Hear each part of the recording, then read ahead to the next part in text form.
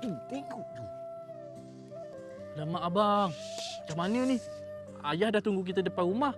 Dah lah kita balik lewat. Itulah macam mana. Dik. Adik kan anak kesayangan ayah. Apa kata adik pergi dulu, adik sembang-sembang dengan ayah. Ayah suka adik cium angin dia. Tentu adik tak kena rotan. Tak nak. Ayah dah pegang rotan tu. Confirm adik kena rotan ni. Manalah budak-budak ni. Dah maghrib pun tak balik lagi. Balik sekejap lagi. Pandailah aku nak ajar kau orang. Tak kena, Dik. Adik pergi, pujuklah sikit. Pujuk-pujuk ayah. Nanti adik masuk dalam, buka pintu belakang. Abang naik pintu belakang. Abang ni, rumah kita mana ada pintu belakang? Ada pintu depan je. Takkan abang nak naik kot menela kan? Tak apalah, Dik. Adik pergilah sembang-sembang kejap dengan ayah. Pujuk-pujuk dia. Boleh? Abang janji kalau adik kena rotan, abang masuk backup adik. Ni abang lah. Janji tau. Promise. Cepat. Pergilah. Adik, pukul berapa abang balik ni? Pukul 7.30 ayah. Tahu pun. Abang mana abang? Adik tak tahu.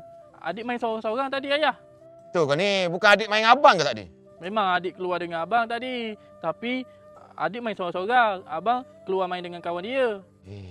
Dah, pergi naik, mandi, solat maghrib. Baik ayah. Ini amaran. Esok balik lewat lagi, ayah rotan. Tahu? Adik janji. Lepas ni adik tak balik lewat lagi. Dah, pergi naik mandi. Tak kena rotan pun. Mesti aku tak kena juga ni. Bismillahirrahmanirrahim. Assalamualaikum. Ya. Abang, pergi mana? Maghrib baru nak balik. Abang pergi main dengan adik tadi. Ya ke? Adik cakap abang pergi main dengan kawan-kawan abang. Tinggal dia main seorang-seorang je. Mana ada abang main dengan adik lah tadi. Kampung ni kita orang berdua je ada. Orang cakap menjawab. Abang dah kenapa?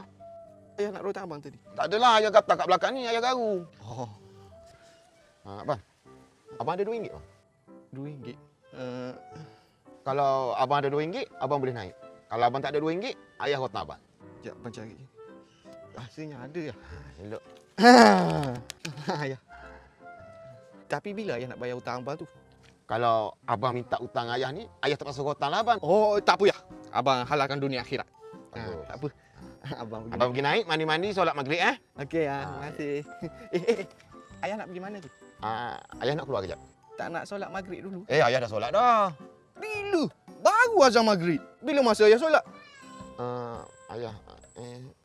Ayah. Kalau ayah nak keluar pun, solatlah maghrib dulu. Lepas maghrib je lagi, ayah keluarlah. Utamakan solat dulu. Tiada panggilan paling penting daripada solat ya. Kita solat maghrib dulu Bagus ayah abang ni. Naik.